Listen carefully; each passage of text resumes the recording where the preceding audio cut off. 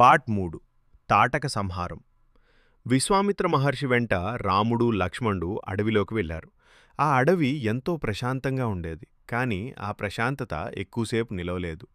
తాటక అనే రాక్షసి అడవిలో ఉండి మహర్షుల యాగాలను నాశనం చేస్తూ ఉండేది. ఆమె రావడంతో అడవి మొత్తం కంపించేది.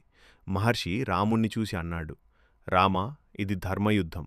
నిరపరాధులను కాపాడటం నీ బాధ్యత. రాముడు క్షణం కూడా వెనకాడలేదు. తండ్రి మాటలు, గురువు ఉపదేశం అతని మనసులో మెదిలాయి. తాటక గర్జించింది. అడవి అంతా భయంతో నిండింది. రాముడు ధైర్యంగా ముందుకు వెళ్ళాడు. తన బాణంతో తాటకను సంహరించాడు. ఆ క్షణంలో అడవి మళ్లీ ప్రశాంతమైంది. మహర్షులు యాగం నిర్భయంగా కొనసాగించాడు. విశ్వామిత్రుడు ఆనందంగా అన్నాడు, రామా, ధర్మం కోసం నీవు చేసిన ఈ కార్యం లోకానికి మార్గదర్శకం. అప్పుడే అందరికీ అర్థమైంది, రాముడు చిన్నవాడైనా అతని ధైర్యం అపారమైనది. నీతి: ధర్మం కోసం నిలబడితే భయం దూరమవుతుంది. Subscribe for more interesting stories.